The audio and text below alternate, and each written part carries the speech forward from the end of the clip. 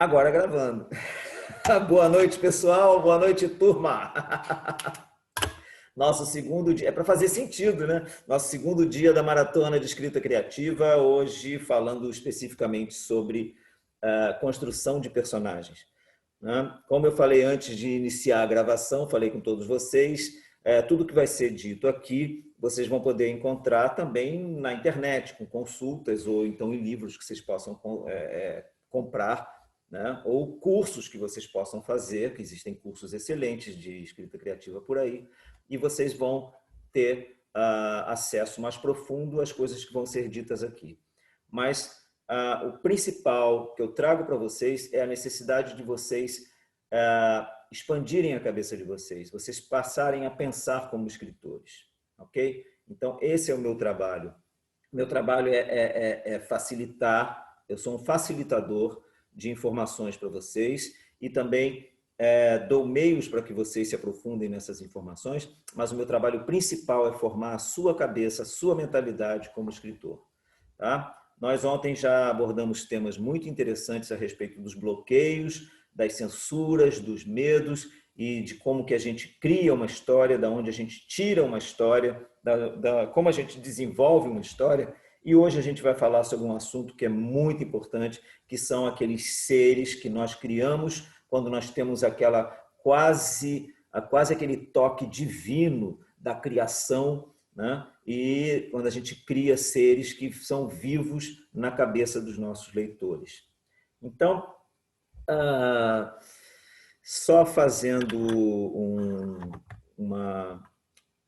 só passando uma informação de novo para vocês, que o curso, a construção de personagens que eu já dei por 2 edições, eu vou dar uma terceira edição agora em janeiro, e eu vou passar o link para vocês pelo grupo de escrita criativa hoje ainda, e amanhã, para quem não faz parte do grupo, vou passar a informação aqui do link para quem quiser se inscrever. Tá?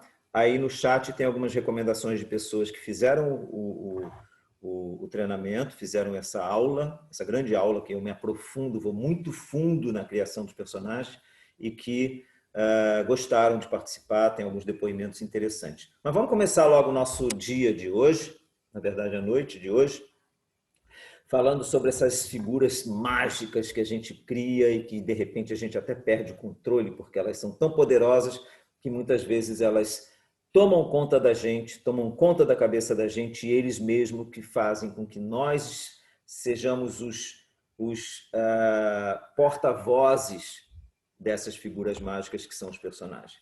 Tá? Vamos entender um pouquinho como são esses personagens, como eles se dividem, como que são os tipos que eles, quais são os tipos de personagens que a gente pode desenvolver, né? Primeiro vamos entender como é que eles são dentro da história. Para você ter uma história que funcione, né, para que tenha um enredo muito bem elaborado, muito bem desenvolvido, é fundamental que você tenha um protagonista, um coprotagonista, que é aquele que ajuda o protagonista. O protagonista, para quem não sabe, eu duvido que alguém não saiba, é aquele principal, é o elemento principal da história. Você tem o coprotagonista, que é aquele que auxilia o protagonista. Você tem o antagonista, que é aquele que se contrapõe ao protagonista, que é aquele que você tem o Luke Skywalker e o Darth Vader. Né? O Luke Skywalker ele é o protagonista e o Darth Vader é o antagonista. E você tem o oponente. Quem é o oponente? O oponente é aquele que funciona como o coprotagonista funciona para o protagonista. O oponente ele é o auxiliar do antagonista. Ele vai estar sempre colocando uma pedra no sapato do protagonista a mando do antagonista. Tá? Fora isso, a gente tem os coadjuvantes, que são os personagens coadjuvantes. Para que servem os coadjuvantes? Os coadjuvantes eles servem para fazer as conexões entre as tramas, as conexões entre os personagens. faz conexões entre os conflitos. Tá? Eles não são não são peças principais, mas são peças fundamentais para que você possa costurar a história com algum sentido e que você possa usar esses coadjuvantes como elementos de geração ou de participação de conflitos. Ok? Você tem os figurantes. O que são os figurantes? Figurante é a mesma coisa que tem em cinema, em novela. São aquelas pessoas que não têm fala na nossa história, e se tem, são falas assim, só mesmo para compor a cena, e eles são uma composição, eles fazem parte da composição cenográfica daquilo que você está escrevendo. Tá?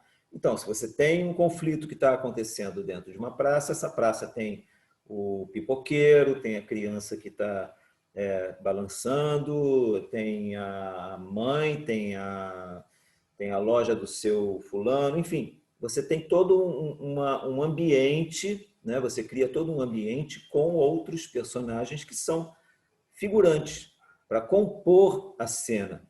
E muitas vezes esses figurantes, diferente de cenários fixos, eles ajudam a dar mais dramaticidade, dar mais intensidade aos conflitos. Por exemplo, se sai uma porradaria nessa praça, o que vai acontecer? Esses figurantes vão correr, vão ficar em volta de quem está brigando, se está o antagonista e o protagonista brigando, os figurantes vão criar mais intensidade nessa cena. Então, eles não são como uma pedra, como um poste ou como uma fachada de uma casa.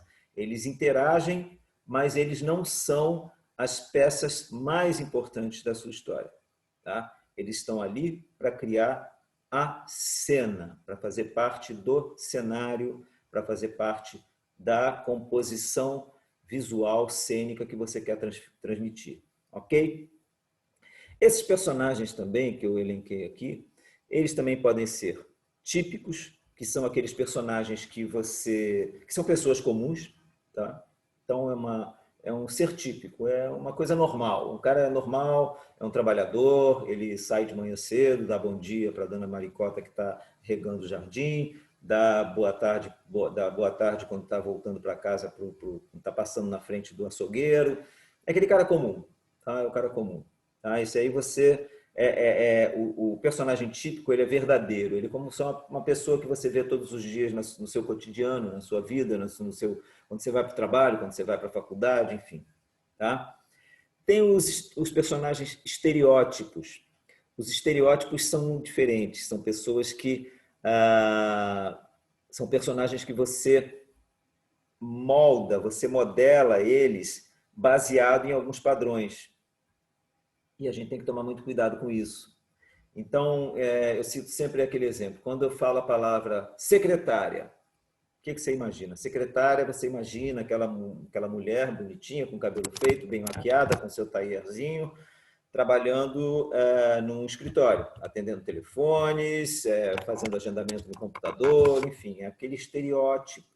Né? Quando você fala soldado, você imagina aquele soldado, aquele praça ali fazendo sentido, ou então marchando, né? Ou de sentinela de um forte, ou qualquer coisa assim, dependendo da época. Então, esses são os estereótipos, são personagens que você cria baseado em algum padrão existente. Tá? Tem os personagens planos. Os personagens planos são interessantes, mas a gente deve tomar muito cuidado quando usar os planos. Porque o personagem plano, ele não varia a sua emoção, a sua reação. Ele é sempre a mesma coisa. E os planos, eles são sempre utilizados na comédia. Né?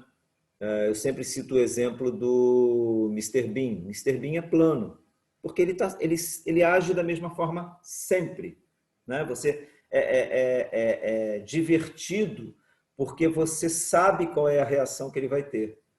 É divertido pela sua própria previsibilidade, porque ele não muda, ele é só aquilo, ele não reage de forma diferente. Você sabe exatamente o que ele faz. É a mesma coisa o magro, do gordo e o magro, né? As reações são as mesmas. Ele faz uma besteira, faz aquela cara, ele faz uma outra besteira, o gordo dá com a frigideira na cabeça dele, ele faz aquele choro dele. Você sabe exatamente o que ele vai fazer. Não, nada é imprevisível, mas é cômico porque eles não mudam. O engraçado é esse, quando você espera de qualquer ser normal uma reação normal, ele não muda, ele vai agir daquela forma que o personagem foi criado, sempre. Tá? E tem os personagens redondos, que são aqueles personagens que a gente busca. O personagem redondo, ele é como eu, como diria o José Serra, né? Como eu, como você, como sua mãe, como seu pai, come todo mundo. Né? José Serra comia todo mundo. Mas é como eu sou, como você é. Você tem emoções, você tem problemas, você tem tristeza, você tem decepções, você tem alegrias, você tem, enfim. O redondo, o personagem redondo é aquele que o autor deve buscar, que é aquele personagem que você consegue fazer com que ele conduza a história, ele faça parte da história e ele possa provocar também as coisas dentro da sua própria história. E só pessoas que têm as emoções muito afloradas e muito bem escritas e desenvolvidas, essas pessoas elas têm são personagens redondos que a gente chama, ok? Deixa eu ver aqui que eu estou vendo que o chat está toda hora levantando. Vamos ver o que as pessoas estão falando aqui no nosso chat. A gente está com quase 60 pessoas. Vamos lá. Legal que a Carmen está dizendo aqui que vale a pena fazer o curso para criar personagens consistentes para um texto mais real. Obrigado, Carmen. A Joseilma também recomenda o curso. Gente, parece que eu estou até assim, meio com o ego assim, para cima. São conteúdos de qualidade e de precisão para o nosso uso na hora de produzirmos textos. Legal. A Roberta está dizendo que ontem foi ótimo e hoje começou muito bem. Legal. Deixa eu ver quem mais falou aqui embaixo, falando sobre personagens. O que é uma madeira quebrando? Não entendi. Depois a Heloísa me explica. A Tatiane falando que às vezes os figurantes ganham projeção e podem... faz uma pergunta, né? Às vezes os figurantes ganham projeção e podem se transformar em protagonistas ou antagonistas. Isso é raríssimo acontecer, Tatiane, porque normalmente quando você já tem uma história, né, você já tem você já tem o personagem forte, o personagem principal, e você já tem os antagonistas muito bem definidos. Então, dificilmente pode ser que aconteça isso na televisão se um figurante fizer um ótimo teste do sofá ou qualquer coisa assim, né? Mas fora isso eu não vejo muita chance de você ter um figurante que se transforme. Ele pode até se transformar num coadjuvante, se você achar que naquele momento de um conflito qualquer, a presença você precisa pensar um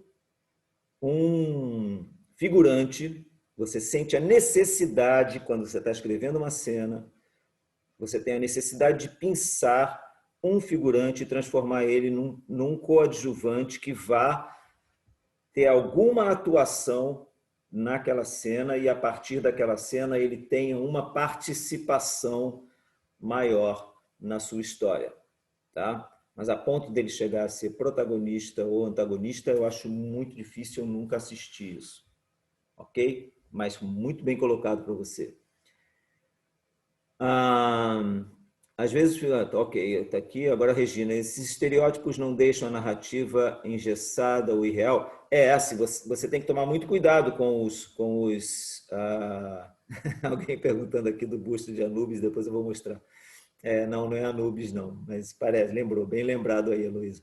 Mas os estereótipos, você tem que tomar muito cuidado quando você escrever personagens estereótipos, porque a menos que você queira forçosamente criar uma imagem estereotipada, é muito clichê para o teu leitor ele perceber que você está usando um estereótipo. Ele não gosta disso, tá? A não ser que faça parte propositadamente de você, na sua história, de você mostrar um estereótipo, ok? Deixa eu ver mais aqui. Depois eu vou mostrar que não é a estátua, o busto de Anubis, não, ok? Depois eu vou passar aqui, Luana, minhas redes sociais e meu canal no YouTube. A Valdirene está dizendo que maravilhoso curso. Obrigado, Valdirene. A Heloísa, foi quando o senhor falou sobre acontecer uma briga e os figurantes chegarem para ver, daí descrevi alguma possível fala entre eles. Não, perfeito, aquilo que eu falei. Se existe uma briga acontecendo, os figurantes chegam para ver e, de repente, na hora que você está escrevendo essa cena, você, como escritor, você fala assim, caramba, eu vou pegar então essa figurante que está aqui e vou dar uma fala maior e vou fazer com que ela dê vamos dizer assim, como é que chama quando você dá uma deixa para alguém falar alguma coisa. E aí, de repente, essa deixa que ela fala, você pode ir transformando ela depois numa coadjuvante, tá? Aqui achei engraçado a Tatiana explicando, madeira quebrando é o pau quebrando, é o pau quebrando mesmo. Tatiana, você é da onde é? Você não é carioca não, né? Que aqui a gente fala pau quebrando mesmo, não tem então porradaria ou porrada comendo, qualquer coisa assim, a gente é bem mais escrachado, vamos dizer assim. A Isabela colocou aqui o canal, legal, obrigado, Isabela. A Tatiana perguntando, Ricardo, o que eu penso sobre reescrita de personagens? Isso é quando você faz uma outra versão, Tatiana? Me responde para mim. Quando você reescreve para uma mesma história, uma mesma edição, ou quando você reescreve uma história, tá? Me responde isso aí. A Luana agradecendo, a Tatiana exemplo. Algumas vezes uma mudança de personalidade. Ok. Mas aí essa mudança de personalidade tem que fazer sentido na história, né? A Jo diz que eu não vou chamar você mais Joseilma, não. Você vai ser sempre Jo, que eu sempre te chamo de Jo, né?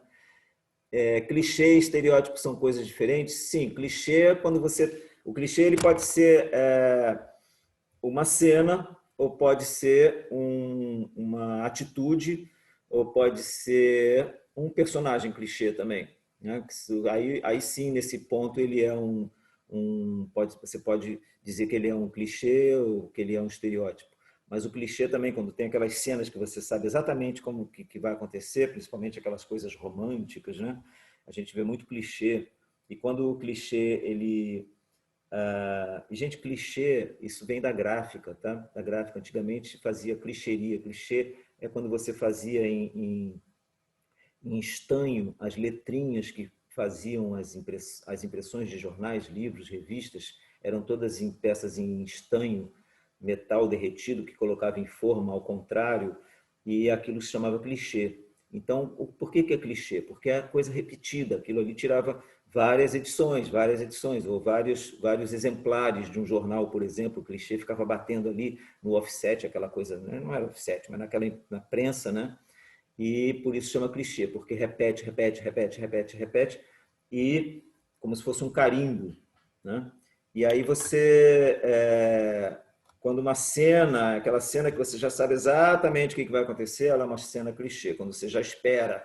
E quando um personagem ele é dentro de um padrão que já foi consagrado, né, de comportamento, ele é um personagem estereótipo ou pode ser um personagem clichê também, tá?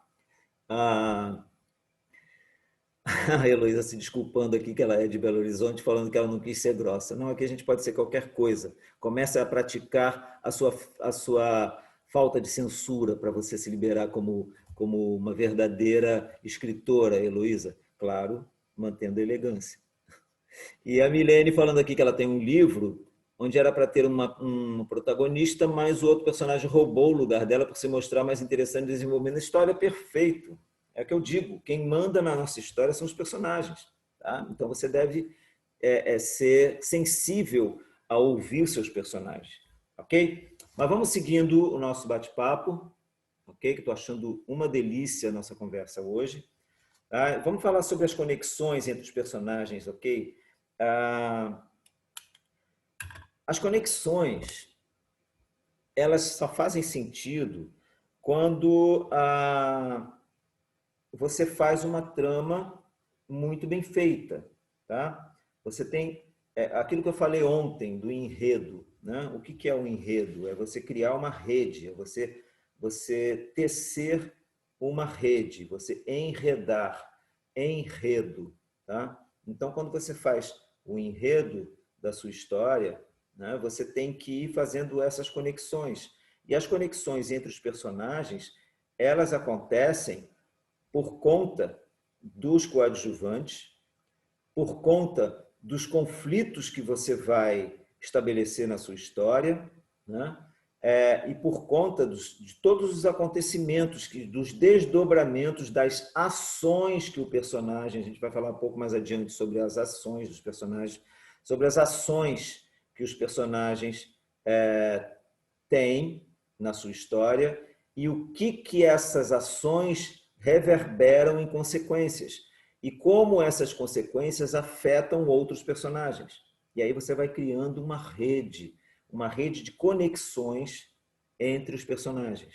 E essa rede tem que fazer sentido, ela tem que ter coerência, né? Para que não seja, você não deixe nenhuma ponta solta. Se você deixar uma ponta solta, aquilo ali, a pessoa que está lendo vai se entusiasmar por aquele caminho e vai chegar e vai ficar pendurado no pincel. Não vai, e agora? Não tem conexão com nada. Né? Então a gente tem que tomar cuidado para não deixar nenhuma ponta solta. A gente tem que ser coerente na hora da gente fazer a reverberação das ações e dos conflitos no transcorrer da nossa história. Ok? Vamos falar como é que surgem esses personagens na nossa cabeça. Né? Vou escrever uma história. Eu posso escrever uma história a partir da observação de uma pessoa ou de um desconhecido, ou de um parente, ou daquela tia engraçada que a gente lembra, ou que a gente ainda tem, ou da avó divertida, ou do vizinho misterioso, enfim. E você pode até começar a desenvolver uma história a partir da observação de um personagem que você cria, tá? Muitas vezes você tem a história e você precisa criar os personagens para que essa história seja conduzida, ok? Então, o que é essa gênese do personagem? Antes mesmo de você... olha, não esqueci do Anubis não, ainda vou falar do Anubis, tá? Aqui, ó. Não é Anubis. Até gostaria, eu acho lindo Anubis. Mas antes de você, quando você pensa no personagem, ou quando você desenvolve um personagem que vai fazer parte da sua história, uma coisa que eu acho legal pra caramba, que te dá muito mais segurança, é você pensar na história desse personagem antes mesmo do acontecimento que gerou a história que você está escrevendo. Tá? Então, quem era esse personagem? De onde ele veio? O que ele faz aqui nesse teu mundo imaginário? Como ele é? Como é que ele nasceu onde? Como é que ele foi criado? E você fazer uma construção desse personagem, da vida toda dele até o momento da sua história. Isso é legal porque você vai trabalhar com alguém que você conhece todo o passado. Passado esse que você criou. Mas você conhece perfeitamente o passado desse personagem. Então vai ficar muito mais fácil você se apropriar de acontecimentos que ocorreram na vida dele, no passado que você imaginou, e que podem te facilitar no desenvolvimento da sua história, tá? Que é daquele ponto do acontecimento que gerou a tua história em diante, mas você já sabe qual é a história desse personagem. Então é uma coisa que eu recomendo quem tiver saco e capacidade de fazer isso, porque realmente dá trabalho você imaginar e você escrever, fazer anotações, mas quem tem paciência para fazer isso, eu recomendo que faça, porque realmente você vai estar trabalhando com alguém que você conhece profundamente, você conhece desde criança, tá? Não é um personagem que surgiu, pum, apareceu já com 60 anos de idade na tua frente e você tem que escrever uma história para ele, você tem que desenvolver todas as reações emocionais dele, tudo sem ter um conhecimento prévio de quem ele era, como é que ele reage aos conflitos, perdão, aos conflitos, como é que ele reage na vida dele emocional, na vida dele, enfim, tá? Então você vai ter que criar tudo ali na hora. Quando você faz esse exercício de já criar com antecedência, fica tudo muito mais simples, ok? Tá aqui pipocando o nosso chat, tem 6 coisas aqui. Tem um falcão, pode ser Anubis e Ra. Quem sabe não é uma forma que o mundo misterioso me deu aqui de ter deuses egípcios, mas não é não, gente. Eu expliquei outro dia numa live aqui que essas estátuas faziam parte da biblioteca que meu avô mantinha na casa dele, no apartamento que ele tinha. Ele morava num apartamento enorme e um dos cômodos era uma biblioteca. Eu até falei que era uma biblioteca que tinha tantos livros e tantas estantes que até aquela escadinha que corre nos trilhos assim para você subir e pegar, igual tem em biblioteca antiga, tinha até essa escadinha e na biblioteca dele. E eu herdei tanto aquela águia que está ali, quanto o cachorro, que essa águia ela é de porcelana, e esse cachorro é um pastor alemão, na verdade, e ele é de bronze. Deve pesar uns 20 quilos a cabeça desse cachorro. Até minha filha, que adora esse cachorro, ela mora nos Estados Unidos, falou: ai, pai, eu quero levar o cachorro para mim. Eu falei: leva, paga excesso de bagagem, mas leva, pode levar.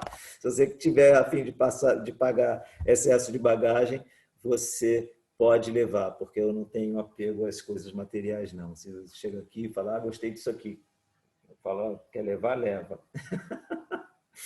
E vamos lá, gente. Aqui tem. A Giovana está dizendo que ela usa um questionário de 100 perguntas para se fazer ao personagem. É muito útil. Eu, particularmente, eu acho que você, Giovana, é uma pessoa divina, é uma pessoa maravilhosa, é uma pessoa de uma capacidade absurda de paciência, porque eu jamais iria fazer 100 perguntas aos meus personagens, que eu não tenho o mínimo saco. É um problema que eu tenho. Você está perfeitamente correta, mas eu não consigo ter essa paciência. Se eu não faço 100 perguntas, se eu não faço 50, se eu não faço 20 perguntas a mim mesmo para me autoconhecer, que dirá fazer 100 perguntas para o personagem, realmente você merece todo o nosso mérito, todo o mérito aqui, todo nosso elogio. E ela está dizendo, gente, que ela disponibiliza o questionário. Eu acho legal, legal, Giovana, bacana você disponibilizar isso para as pessoas. Eu acho o máximo, tá? E a Heloísa está achando linda a história das estátuas. Depois eu tiro uma foto e boto no grupo. Aqui perguntando, quando se trata de contos que são narrativas breves, como saber equilibrar as descrições longas e curtas de personagens, no caso? Eu sou um contista, tá? Eu me considero um contista, que a maior parte da minha obra é de contos. E como contista, eu digo para vocês que eu não me atenho muito na criação do personagem, da sua história, desde como é que ele nasceu e tal, e tal, e tal. Eu prefiro partir de uma biografia muito mais objetiva, muito mais, como se fosse, como a gente chama hoje em dia na internet, uma mini bio, né? Eu faço uma mini bio do meu personagem, tá? Qual a idade dele, onde ele nasceu, se ele é casado, se ele é solteiro, qual a escolaridade dele. E são coisas que eu coloco nessa mini bio e que tenham pertinência também com a minha história, para que eu também não vá criar coisas que não vão ser usadas para desenvolver um conto. Quando você parte para um romance, você tem que fazer uma coisa muito mais completa, porque aí sim você vai ter muito mais tempo de passar para a história todas as emoções, todas as coisas que você vai buscar lá naquele passado imaginário que você criou para o seu personagem. Já para o conto, a mini bio funciona muito bem, né? Vamos lá, aqui. Aqui ela passou o link, gente, bacana, o link da... A Giovana passou o link do questionário das 100 perguntas, né? Aqui ela passou por Word, obrigado, enfim. Eu ainda não sei o que realmente sou. Seria uma porta? Cronista? Ou contista? O que é ser uma porta, gente? Ser porta é muito... deve ser legal ser porta. Deve ser legal ser porta. Mas aí depende de onde vai ficar o seu ouvido. Se o seu ouvido, você sendo porta, ficar dentro do lado de dentro daquele ambiente que você fecha, deve ser legal, porque você deve ouvir coisas interessantes quando você está fechado. Mas também, se você é porta e seus ouvidos ficarem do lado de fora daquilo que você fecha, pode ser que você consiga ouvir mais do mundo. Não sei, está aí uma coisa para pensar. Vamos lá. Portas abrem caminhos ou guardam segredos. Fala um pouco sobre mini contos e microcontos. Eu posso falar isso mais à frente, sabe por quê? Foi a Gabriela que falou isso? Deixa eu ver aqui. Está perguntando se eu sou de humanas. Eu sou publicitário por formação, então tem que ser um pouco louco mesmo. A Marcilene está pedindo para falar sobre mini conto e microconto. Eu não vou falar isso hoje, não. Eu vou me adiantar, porque eu tenho muita coisa para falar ainda sobre personagens, mas você, dentro do grupo de escrita criativa do WhatsApp, você vai ter a oportunidade de discutir esse assunto com a gente. Tá? Vamos lá. Vamos prosseguir aqui. Deixa eu ver a minha cola, que eu tenho que ter uma cola, né, gente? Agora a gente vai falar um pouquinho, tá? Um pouquinho para que vocês entendam sobre os arquétipos de Carl Jung. Tá? Carl Jung foi um psicanalista, tá? Que, de certa forma, revolucionou a psicanálise, porque ele fez uma análise profunda sobre o comportamento humano e seus padrões de comportamento, os padrões de comportamento. E ele estabeleceu que o ser humano ele funciona por arquétipos. Então, o mesmo tipo de comportamento emocional que você tem na China, você tem na África, você tem no Brasil, você tem, enfim, faz parte da natureza humana, vamos dizer assim, quase que um inconsciente coletivo, né? Então, esses arquétipos, eles, na verdade, são uma forma... Deve ter gente aqui que deve estar falando assim, Ricardo é maluco, eu sou psicanalista e ele está falando um monte de besteira. Mas foi assim que eu interpretei aquilo que eu pesquisei, tá? E eu também não quero entrar na seara da psicanálise, porque eu sou publicitário. Eu estou mais para paciente do que para doutor. Então, então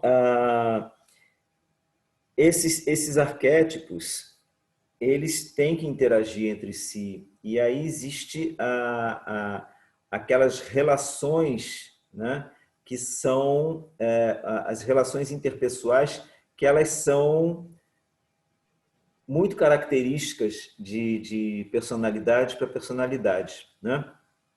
E são baseadas em impulsos.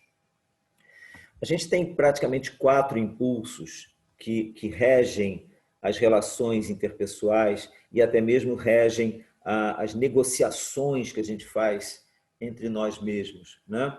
Você tem o controle, tá? Que é um tipo de impulso que você tem, que é quando você quer controlar, você quer dominar, você quer controlar as pessoas, você quer controlar aquilo que as pessoas pensam, quer controlar as atitudes das pessoas. Tem o impulso da desconsideração, quando você quer rebaixar alguém, quando você quer humilhar alguém, aí você desconsidera, você quase que rebaixa aquela pessoa como uma forma de impor, né, de se impor, você humilha a pessoa. Tem a deferência, que é quando você deixa alguém tomar o comando, porque essa pessoa tem todo o seu merecimento, mas muitas vezes você deixa que alguém tome conta ou pense que está tomando conta da situação, mas é uma forma de você manipular também, que a pessoa fica grata por você ter dado acesso à liderança, e aí com isso você negocia com ela, né? Isso é muito comum em Brasília. E a confiança, que é quando você tem alguém que você chama para ser seu parceiro ou sua parceira para algum empreendimento na vida ou para alguma ação que você queira tomar. Então, esses impulsos, vocês têm que ter na cabeça de vocês, que são os impulsos que levam às negociações humanas. E essas negociações acontecem quando a gente cria os personagens também, porque a gente cria pessoas próximas ao real. Mesmo que você esteja trabalhando com uma pedra, um robô, uma planta, com objetos inanimados, porque mesmo sendo objetos inanimados, quando você vai escrever, eles têm que ter algum comportamento humano para que a sua história seja desenvolvida. Então, essas negociações, né, elas são sempre feitas por esses 4 impulsos. É o controle, a desconsideração, a deferência e a confiança. Tá? E aí a gente vai falar um pouco sobre os 12 principais arquétipos, que na verdade não são só 12, que foram estabelecidos por Carl Jung. Tá? E ele dividiu esses arquétipos em 3 grupos. Ele chamou o primeiro grupo de ego, o segundo grupo de alma e o terceiro grupo de eu. Cada um desses 3 grupos, eles têm 4, tá? São 4 arquétipos diferentes. Então, dentro do ego, você tem o inocente, que é aquele cara, é o inocente mesmo, é aquele utópico, é aquele cara é o honesto, é o romântico, ele é o ingênuo, é o sonhador.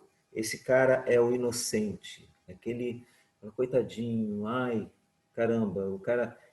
lembra os personagens do Tony Ramos nas novelas? Era sempre o inocente, o bonzinho, o legalzinho, bacaninha. Você tem o comum, que é a pessoa normal, que é aquele que é do dia a dia, é muito parecido com aquele personagem típico, né, que a gente falou ainda há pouco, que é o cara do dia a dia, a pessoa comum, que os americanos chamam de ordinary people, né, a pessoa ordinária. Ordinária não no sentido do compadre Washington, ordinária, não, do ordinário que eu digo é de ser uma pessoa comum. Né? Então, tem a terceira pessoa, terceiro arquétipo dentro do ego, que é o herói. O herói o que é? Aquele cara que é o vitorioso, ele é o guerreiro, ele é o vencedor, ele é o salvador da pátria, aquele cara que resolve as coisas. E tem o cuidador.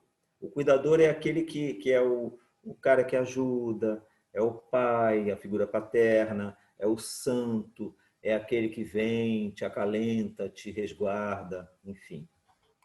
Então a gente tem o inocente, o comum, o herói e o cuidador. Tá? Depois a gente vai para o grupo da alma.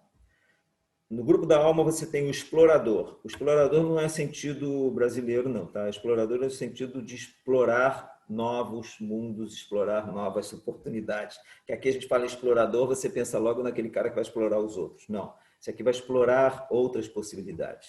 Tá? Então é o andarilho, é aquele cara que é o desencanado com o mundo, ele vai sempre em busca de alguma coisa, vai em busca do eu, vai em busca do sentido da vida, aquela coisa meio Exército de Brancaleone, né? Não sei se vocês chegaram a ver, os mais novinhos, se não tiveram chance de ver esse filme, Exército de Brancaleone, de Brancaleone, por favor, assistam esse filme, que é maravilhoso. Tá?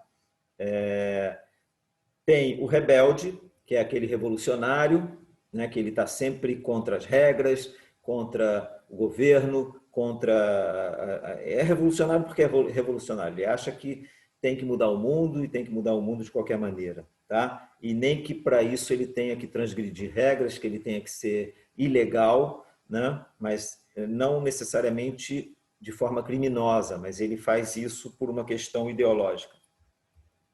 Tem o amante, que é aquele cara que é o sedutor, ele é o parceiro íntimo, é aquele cara que ele convence porque ele acaba envolvendo as pessoas, ele seduz, ele é sensual, ele ou ela, tá, gente? A gente está colocando aqui, serve para qualquer gênero. Então, esse é o cuidador. Então, perdão, é o amante, tá? E tem o criador, que aí todos nós aqui que estamos nessa sala, nós fazemos parte desse arquétipo, porque os escritores são, basicamente, são esse arquétipo, né? Que esse arquétipo do criador são os inventores, os escritores, os artistas, os transformadores de ações, de atitudes, são pessoas criativas, né? E transformam, estão sempre querendo transformar o mundo utilizando a criatividade como ferramenta, tá? E aí a gente vai para o grupo do eu, tá? Que é o tolo. O tolo é aquele cara que é o malandro, é o palhaço, é o bonachão, é o brincalhão, que ele leva tudo na vida na base da brincadeira e ele não leva nunca as coisas a sério porque ele acha que é aquela forma de agir que dá prazer a ele, vai dar prazer aos outros também, enfim, é o tolo, tá? Tem o sábio. Os sábios são os detetives, são aqueles que analisam as situações, são os professores, são os pesquisadores, os cientistas, esses são os sábios. Você tem o mágico ou o mago, né? Que são os visionários, os curandeiros, os líderes espirituais, os Paulo Coelho da vida, né? Essas coisas assim. Esses são os mágicos, os magos, são aquelas pessoas que se destacam exatamente por buscarem sentido nas coisas de uma forma mais, vamos dizer assim, mística, ok? E tem o governante, que é o rei, o líder, o ditador, são as pessoas que impõem as suas ideias pela força, né? Então, esses são os arquétipos, e se vocês analisarem até alguns textos que vocês já possam ter escrito sem pensar nesses arquétipos, vocês vão verificar que inconscientemente vocês descreveram ou podem descrever os seus personagens tentando colocá-los nessa escala de arquétipos para entender como eles são. Tá? No meu treinamento que eu dou, eu vou muito mais a fundo nessa atuação dos arquétipos, eu explico como que funciona a interação desses arquétipos entre eles e o que isso proporciona, o que isso pode proporcionar na sua história quando um arquétipo interage com o outro.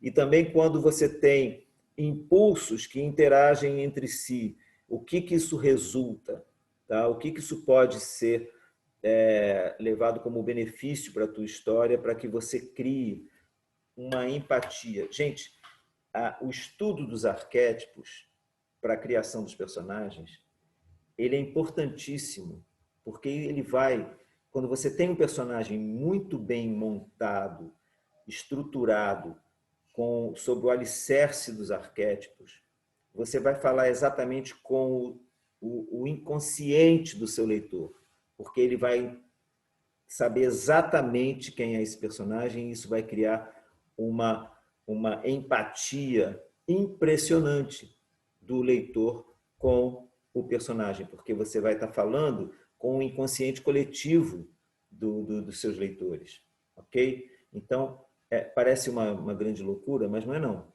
Tá? Isso tem uma explicação comportamental para isso, ok? Vamos ver, tem algumas questões no chat antes da gente partir para falar um pouco sobre Stanislavski, né? Vamos ver aqui que tem um monte de gente falando aqui. O cuidador seria o mentor? Pode ser ou não, tá? Pode ser ou não, Giovana, porque dependendo da sua história, o mentor pode ser qualquer um desses arquétipos, tá? Porque o mentor vai ser muito de acordo com o que a sua história exige em relação ao mentor, tá? O mentor pode ser um rei, pode ser um líder. O mentor pode ser pode ser o mago ou pode ser até mesmo aquele inocente, aquele ingênuo, né? Pode ser, por que não? Tá? A Carmen está falando uma coisa muito interessante que eu também me aprofundo quando a gente faz a análise, que pode haver uma mistura de arquétipos sendo um dominante, exatamente. Tá? Eu, por exemplo, devo ter uns 15 arquétipos misturados aqui comigo. Deixa eu ver aqui. Gente, botaram aqui todas as perguntas. Que gente doida, que legal. Aqui um plano básico, com quem quiser copiar e colar, tá? O Vinícius falando como é que faz para ver essa aula de novo. Eu vou deixar ela gravada e vou disponibilizar, eu não sei ainda por esses dias, no meu canal do YouTube, tá? Mas de qualquer maneira, se você quiser se aprofundar muito mais nessa matéria, eu recomendo que você faça a aula que vai ser provavelmente dia 13 de janeiro. As inscrições vão estar abertas agora, entre hoje e amanhã, para uma aula profunda sobre construção de personagens, ok, Vinícius? Uma coisa que ajuda também é usar aquele site de personalidades. Aí eu respondo os questionários com a mente dos personagens. Giovana, você vai acabar se formando em psicanálise. As histórias de mentor e cuidador podem se misturar? Podem, mas aí como eu falei ainda agora, o mentor pode ser qualquer um, dependendo do que a sua história exija, né? Uma coisa que eu gosto de fazer é pensar nas opiniões que meus personagens teriam sobre os filmes que assisti, livros que li, as notícias. Tudo vale, Luísa, para você procurar criar uma proximidade maior com os seus personagens, né? Ok, ok. Deixa eu ver aqui. Certo, vamos dar um prosseguimento agora. Deixa eu dar uma olhadinha no nosso tempo, porque eu estou completamente por fora, eu falo demais. A gente já tem quase que 1 hora, tá? Mas eu vou estender um pouquinho, que eu vou falar um pouquinho sobre as técnicas de Konstantin Stanislavski, que eu falei no início, que na época que eu fiz teatro amador, quando era novo, a gente estudava Konstantin Stanislavski, que eu acho que muitas pessoas aqui já devem ter estudado, já devem ter lido a respeito também sobre a construção de personagens na dramaturgia, que foi a técnica, é uma técnica usada até hoje pelos atores para construírem seus personagens, principalmente no teatro, tá? Então eu peguei todos esses ensinamentos do Konstantin Stanislavski e fiz uma adaptação, trouxe para o mundo da literatura para que a gente possa usar esses ensinamentos. Tá? Volto a dizer que o que eu vou passar aqui agora é uma pincelada para que vocês possam se aprofundar mais ainda no estudo dessas coisas, nas pesquisas na internet, ou também fazer inscrição no meu curso de construção de personagens, onde eu me aprofundo muito mais nesse tema. Ok? Konstantin Stanislavski sempre falava que toda a ação dos personagens, isso no palco, mas aí a gente reporta para os nossos livros, para a nossa história, toda a ação que os personagens fazem, essas ações têm que ter uma razão de ser, tem que ter um propósito. Não podem ser ações vagas que vão servir só de penduricalho. A gente tem que ser muito, muito focado e muito objetivo e tomar muito cuidado nas ações que são realizadas pelos nossos personagens. Tá? Então, para que a gente possa entender toda a ação, ela deve responder a 3 perguntas. O que é essa ação? Qual é essa ação? O porquê dessa ação e o como que o teu personagem vai fazer essa ação. Então, Stanislavski falava sobre a ação, por exemplo, de um personagem que recebe uma carta. Tá? Batem na porta da casa dele e entregam uma carta. A ação qual é? Ele recebeu uma carta. Aí, por que ele recebeu essa carta? Ele vai olhar o remetente e vai falar assim, foi a Maricotinha de não sei onde que me mandou essa carta. Ele já se assusta, ou ele esboça prazer, ou alegria, ou dúvida, e aí ele abre a carta. Como que ele vai abrir? Como que ele vai... Qual é a ação? Né? A ação, o que é? Ele recebeu a carta, mas qual é o desenvolvimento dessa ação? Ele tem que abrir essa carta. Então, todo esse processo você tem que analisar.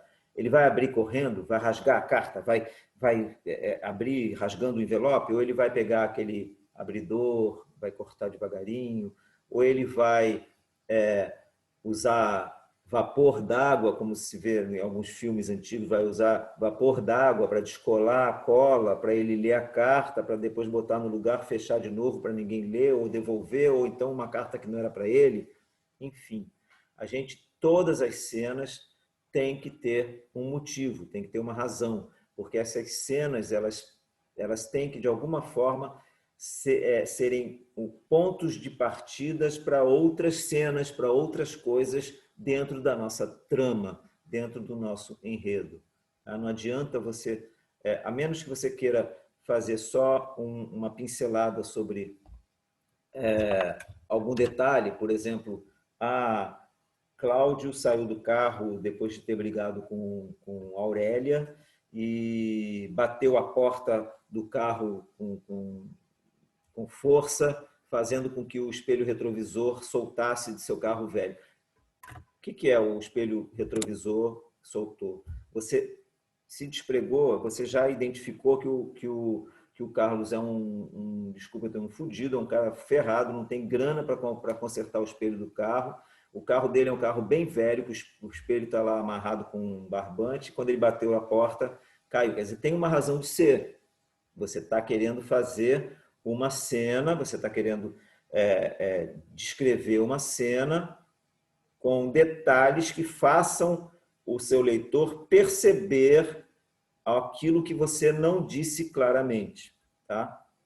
Aí sim. Mas agora, você descreveu uma ação qualquer para nada, todas as coisas têm que ter sentido. Tá? Ou devem ter sentido. Tá? A gente deve procurar ter sentido em todas elas. Tá? E Konstantin Stanislavski, ele elencou várias coisas. Eu pensei aqui 6 itens que são muito importantes a gente conhecer para construir nossos personagens. Tá? Antes de mais nada, um item que eu me bato muito nas mentorias que eu dou e nos treinamentos também, que é a observação. Tá?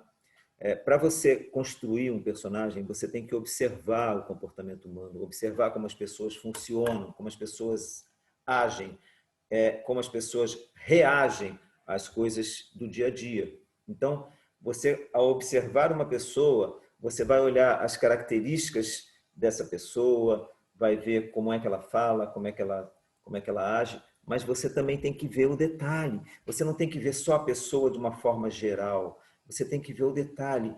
Como é que essa pessoa, ela tem um cacuete, ela tem uma coisa de ficar... Eu, por exemplo, eu tenho mania de andar e fazer assim com as mãos. É um negócio que às vezes eu tenho que me segurar, porque eu me vejo muito fazendo assim, andando e mexendo meus dedos. Então, esse é um detalhe que o autor, quando está observando as pessoas, fala assim, aquele cara mexe assim com os dedos. Deve ser legal botar isso aqui, esse item no meu personagem, tá? Porque é um cara que é meio nervoso, tem um cacuete. aquela mulher, olha só como é que ela senta. Ela senta e quando ela dobra a perna, eu percebo que ela fica balançando a ponta do pé. Entendeu? Você tem que ver não só o macro da observação das pessoas que te cercam, mas você tem que ir no micro também. Como que a pessoa, ela tem um cacuete, ela tem um jeito de falar, ela mexe toda hora na barba, ela come barba, ela tira a meleca na frente de todo mundo, ela coça o ouvido, ela coça a bunda, sei lá. Você tem que ver também os detalhes de comportamento e você se apropriar deles para você criar o seu personagem. Tá? Isso, Constantino Stanislavski, ele foi muito incisivo, porque esses comportamentos humanizam o personagem. Aquele personagem ascético, que parece um bonequinho do Lego, tá?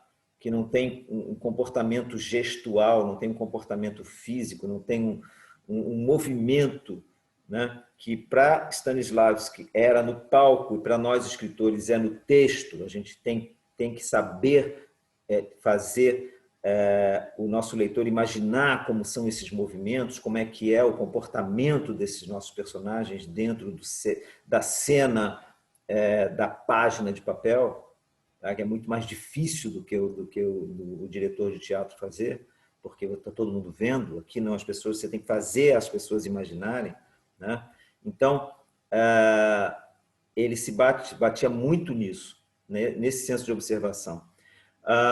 Outra coisa é a apropriação de modelos. Tá? Às vezes a gente tem uma tendência, aí a gente vai lá naquele personagem estereótipos, a gente às vezes tem uma tendência de se apropriar de estereótipos e usar, tipo aquela coisa está pronta, né? Legal, gostei do modelo que esse cara faz, esse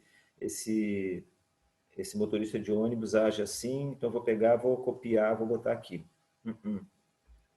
É legal você observar como é que são os comportamentos parecidos dentro de algumas pessoas agem, principalmente profissionais. Tem profissionais que agem de maneiras muito semelhantes, tá? Mas aí você tem que se apropriar desse modelo, tá? E transformar isso em alguma coisa muito mais rica do que o modelo que você imaginou ser apropriado para a sua história, tá? Tem a caracterização física. A caracterização física que é importante para você descrever na sua história, porque é fundamental para que os leitores façam uma imagem de cada personagem que você tem na sua história. Então você tem que descrever fisicamente, né?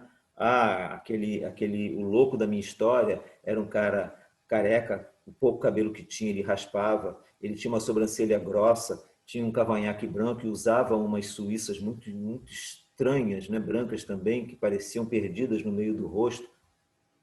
Estou me descrevendo, né? Então você tem que, dentro da sua história, você descrever os seus personagens, descrever eles fisicamente também.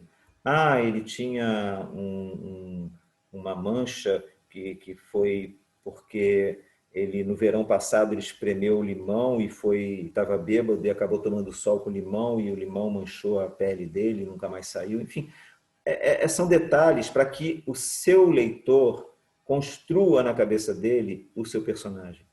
Uma outra coisa que Constantino Stanislavski falava: a voz do seu personagem. Tá? No palco, os atores fazem os exercícios de vozes, tem lá os fonoaudiólogos, tem as pessoas que fazem tratamento de voz ou adaptação de voz para regionalismos, enfim, nós temos que fazer isso no papel. Tá? Então, é importantíssimo para a construção do personagem que você estabeleça qual é a voz daquele personagem. Tem a voz grossa, tem a voz fina, a voz melodiosa, a voz amável, a voz baixa, a voz alta, estridente.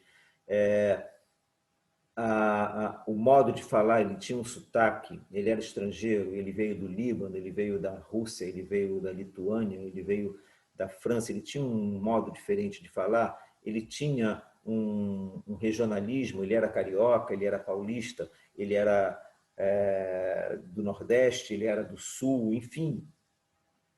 ele tinha um sotaque, ele tinha... Tudo isso você tem que construir até o momento em que você, dentro da sua cabeça, você começar a ouvir a voz do seu personagem. Tá? Por que que isso é importante?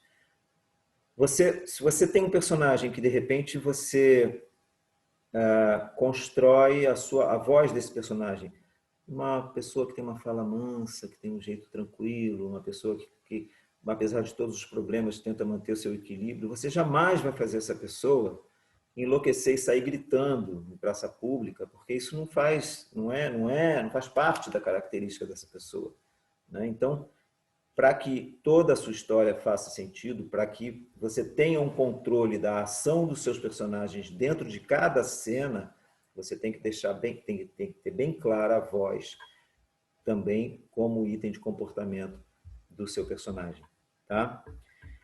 Outra coisa importantíssima é o desempenho do seu personagem no espaço cênico que você cria, tá? Um personagem entra numa casa abandonada, como é que vai ser o comportamento dele? Ele vai olhar assustado, ele vai ser audacioso, vai sair abrindo logo todas as portas porque ele não tem medo, ou não vai querer entrar na casa, ou ele entra e fica muito curioso com a arquitetura, ou então ele não liga para a arquitetura, ele não quer saber, ele quer saber de outras coisas, enfim. Como é que é a atuação do seu personagem dentro do cenário que você estabelece na sua história? Tá? Isso também é uma coisa importantíssima, você deixar bem claro. E esse comportamento dele dentro do cenário que você descreve, dos vários cenários que você tem na sua história, né? Esse comportamento ele deve levar em conta todos os outros comportamentos. Ele tem que ter coerência com tudo aquilo que a gente já falou até esse momento. Tá? E outra coisa é a empatia com o leitor. Tá?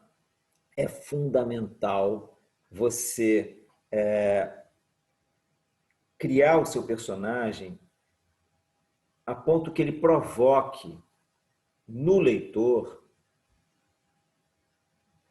uma situação em que ele possa se colocar no lugar do personagem, o leitor se colocar no lugar do personagem, e ele perceber que aquilo que está sendo vivenciado ou está sendo vivido pelo personagem é factível, é uma coisa que é possível para ele, tá? Ou que é aceitável para ele, não é uma coisa que incomode a ele, tá? Porque se incomoda, essa empatia pode sofrer algum arranhão, mas quando você se coloca no lugar do seu personagem e você fala assim, caramba, que bárbaro, nossa, imagina se fosse eu, você já cria uma empatia. E essa empatia só virá se você cuidar da construção desse personagem utilizando o mínimo que seja de tudo aquilo que foi dito nesse nosso segundo encontro. Tá? É importantíssimo você, para que a sua história tenha impacto, para que a sua história possa render, para que a sua história possa ser uma história encantadora, é fundamental que você construa personagens fantásticos. Por quê? Às vezes você tem histórias muito legais, mas você tem personagens muito ruins e você mata a tua história. Tá? Mas às vezes você tem uma história que não é tão legal, mas você tem personagens maravilhosos. E aí as pessoas vão sempre lembrar dos personagens. Quantas histórias, pensa bem, quantas histórias você já leu e que você lembra do personagem, mas não lembra mais direito da história, né? Eu tenho várias personagens que ficaram na minha cabeça e eu não sei exatamente, sei até o tema daquilo que eu li, mas eu não sei mais a história, porque a história não era uma história legal, mas o personagem ficou marcado na minha cabeça, porque é um personagem forte, muito bem construído e que provocou uma empatia muito grande comigo, tá? Então, gente, se preocupem muito com os personagens, tá? Deixa eu dar uma olhada agora aqui no nosso chat, antes de encerrar a nossa aula. Vamos lá para cima. O Rafael precisou ir. Ele falou que amanhã chega mais tarde, mas chega. Legal. Vamos aqui. Adquirindo conhecimento, quem falou aqui, gente? A Luana, obrigado pela palestra, por seu tempo e conhecimento compartilhado com todos. Estudei 3 anos na época da escola Redação. Adquirindo seu conhecimento, fica mais enriquecido para entendimento de textos, como todos os processos. Obrigado, Luana. Eu que agradeço a você. Alguém indica uma gráfica no Rio para publicação independente? Olha, tem algumas opções interessantes. Depois a gente pode até falar, o pessoal lá do grupo de escrita criativa pode te dar algumas orientações. O Vinícius faz graduação em teatro. Joia, bacana, legal, gostei disso. Né? Aqui também, deixa eu ver, gente. Obrigado por compartilhar a experiência. Tá amando o detalhamento de como criar o personagem. Amanhã estarei aqui, isso é muito bom. A Heloísa, quem falou isso foi a Temis.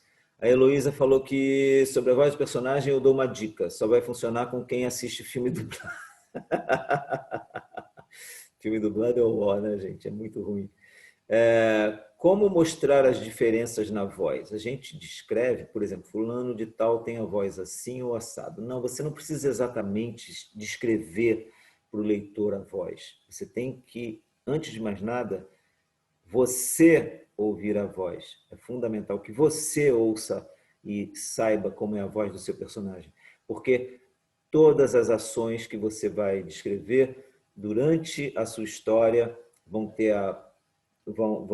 fazer com que o leitor conclua ou perceba qual é a voz do personagem através do seu próprio comportamento, da própria forma com que você vai descrever esse personagem. Tá?